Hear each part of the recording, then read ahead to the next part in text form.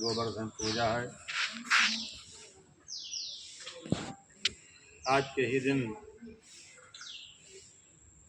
भगवान कृष्ण ने अपनी अंगुली पर गोवर्धन पर्वत को उठाया था।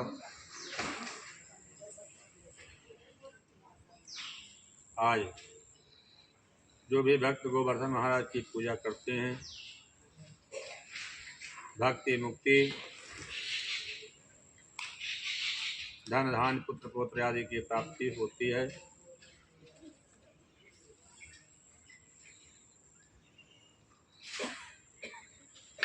भगवान देवाधिदेव महादेव शिव में और दैत्यराज जलंधर में घोर युद्ध घमासान युद्ध हो रहा है।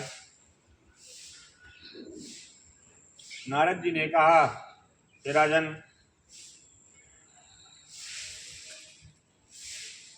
भगवान विष्णु जलंधर को देखकर उनको नाश से बचाने वाली उनकी पत्नी वृंदा को पतिव्रता धर्म भ्रष्ट करने का विचार किया। श्री हरि नारायण भगवान विष्णु ने जलंधर की पत्नी वृंदा के पति धर्म नष्ट होने के लिए वृंदा देवी ने स्वप्न में अपने पति को भैंसे पर सवार हुए शरीर में तेल लगाए नग्न अवस्था में देखा। वो काले फूलों की माला धारण किए हुए हैं। पितृभूत के समूह से घिरा हुआ है। अंधकार से आच्छादित और दक्षिण दिशा में जाता हुआ स्वप्न में वृंदा को दिखाई पड़े। दैत्यराज जलंधर की अवस्था को देखकर वृंदा बड़ी चिंतित हो गई और शीघ्र ही अपने साथ अपनी नगरी को समुद्र में डूबती हुए देखा।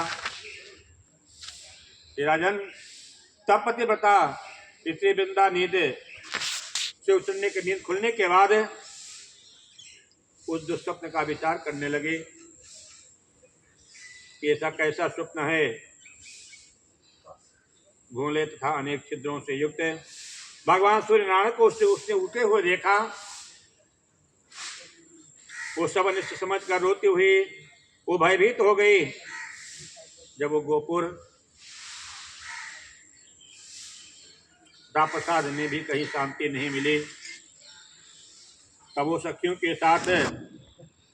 को साथ में लेकर नगर के बाग में चली गई। हे राजन, परंतु दुस्वप्न की उसने स्वप्न देखा, दुस्वप्न की चिंता से भयभीत वृंदा को कहीं भी सुख नहीं मिला। तब वो एक बाग से दूसरे बाग में जाती थी, तब भी शांति नहीं मिली। इसके बाद वृंदावन में घूमती हुई उसने सिंह के समान आकृति वाले भयंकर दांत वाले एक विकराल राक्षस को आते हुए देखा। तो बड़े बड़े नेत्रों वाली, बड़े बड़े नौत्रे वाले, बड़े बड़े दांत मुंह बाए हुए राक्षस वृंदा की तरफ चला आ रहा था। उन्हें देखकर वो व्याकुल होकर वहां से भागने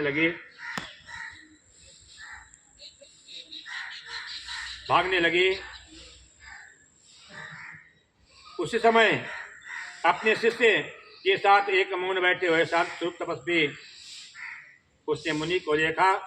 उस जंगल में, उस वन में एक मुनि अपने शिष्य के साथ वन में शांति भाव से बैठे हुए थे। अब भय से अपने दोनों हाथों को ऋषि के गले में डालकर, कंठ में डालकर वृंदा कहने लगे, हे महाराज, हे ऋषि, मैं आपके शरण में आई हूँ, इस समय मेरी रक्षा कीजिए। ये भयंकर राक्षस मेरी तरफ आ रहा है, मुझे खा जाने के लिए उद्यत हो रहा है। हे नाथ, हे महाराज, इस समय मेरी रक्षा कीजिए। मुनि ने राक्षस से डरी हुई राक्षसों द्वारा पीछा करते हुए उस बाला को देखा। वृंदा को देखकर ओंकार से ही उन दोनों राक्षसों को पीछे भगा दिया। एक ही हुंकार से राक्षस दोनों पीछे भागने लगे। उन राक्षसों को हुंकार के भय से भयभीत और भागे हुए देखकर भूमि में दंडोत प्रणाम कर वृंदा कहने लगी, हे कृपा निधि, हे कृपा के सागर, हे दया के सागर, इस समय आपने इन राक्षसों से हमारी रक्षा की है, भय से आपने मेरी रक्षा की है हे नाथ, इसलिए मैं आपसे कुछ और विनय करना चाहती हूँ, कुछ पूछना चाहती हूँ। कृपया मुझे बताएं, हे सुब्रत, मेरे पति देव जलंधर महादेव जी के साथ युद्ध करने के लिए गए हुए हैं और युद्ध में कैसे हैं, आप कृपा करके मुझे बताएं। हे नाथ, मैं आपसे प्रार्थना करते विनय करती हूँ,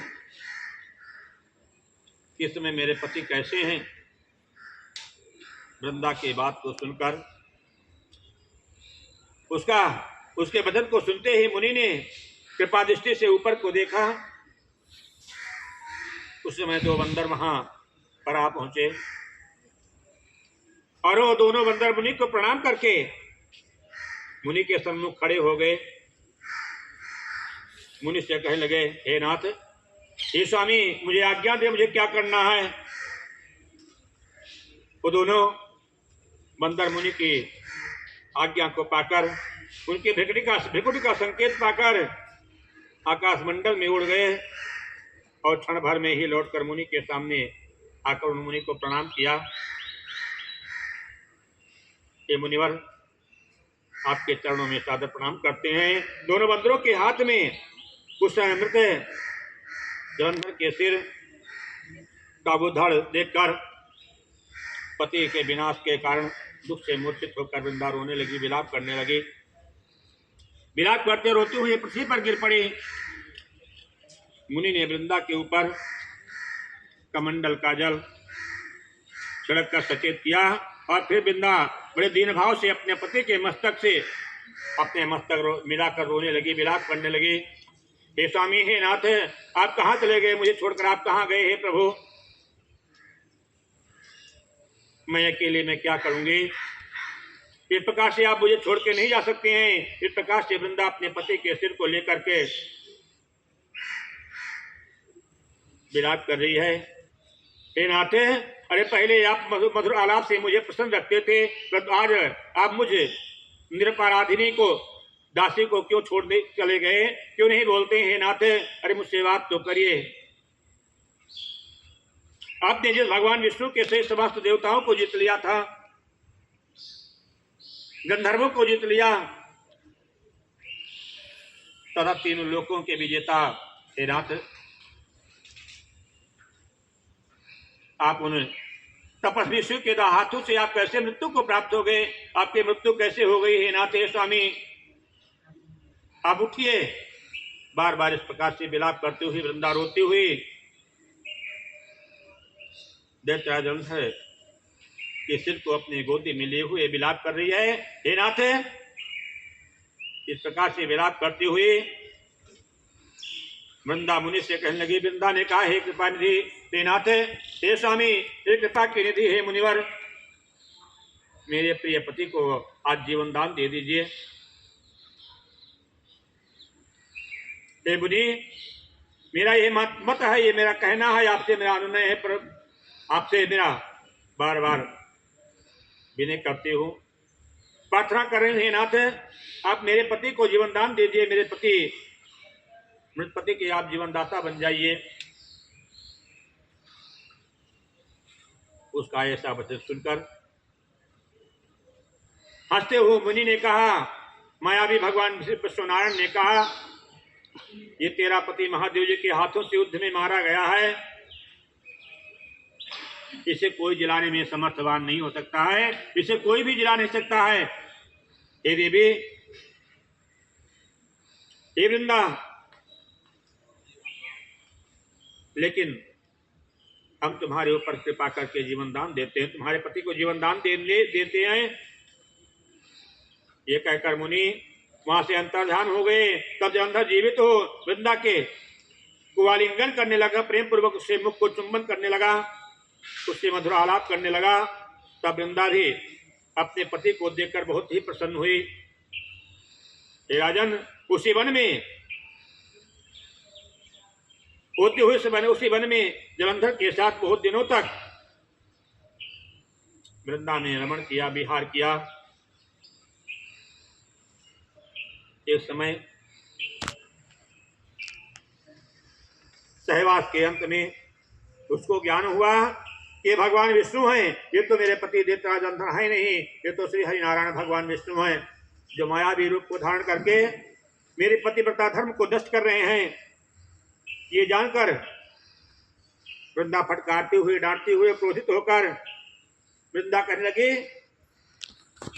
हरे हे विष्णु, हे नारायण, पराई स्त्री के साथ रमण करने वाले आपको धिक्कार है।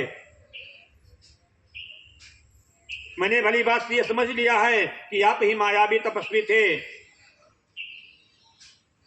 जो जंगल में बैठे हुए थे, उस वन में बैठे हुए। हे नाथ, आप तो बड़े मायावी हैं। अयो दोनों माया के राक्षस जो आपने पहले मुझे दिखाए थे, मैं तुम्हें श्राप देती हूं।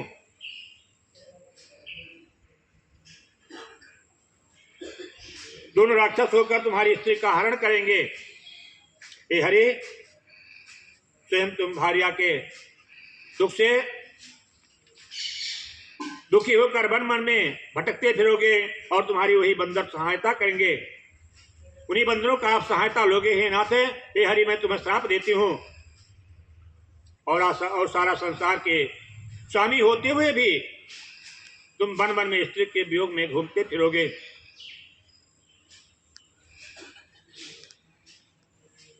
हे हरि, क्योंकि तुमने मेरा पतिव्रता धर्म नष्ट किया है। ये जो तुम्हारा शिष्य बना हुआ था और वही मृग होगा, ऐसा कहकर वृंदा ने वही मृग बनकर तुम्हारी पत्नी का हरण करेगा। ऐसा कहकर वृंदा ने भगवान विष्णु के बार बार रोकने पर भी अग्नि में प्रवेश कर लिया।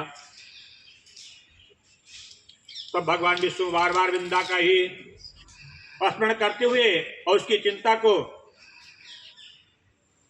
भस्म, उसी की चिता की भस्म और धूलि को शरीर में लगाते हुए वही व्याकुल होकर पड़े रहे। और फिर देवताओं, सिद्ध और मुनियों के बहुत समझाने पर भी उनको कुछ शांति नहीं मिली।